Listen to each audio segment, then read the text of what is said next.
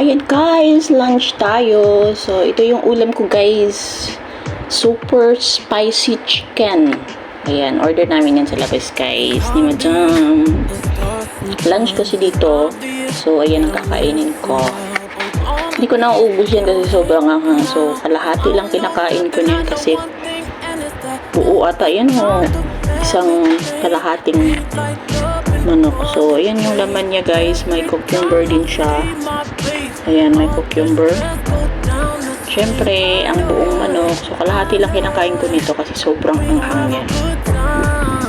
Kain tayo. Ayan. Time, cool. Cool. Kasi sobrang anghang nito. Kaya, minsan hindi ko inaubos.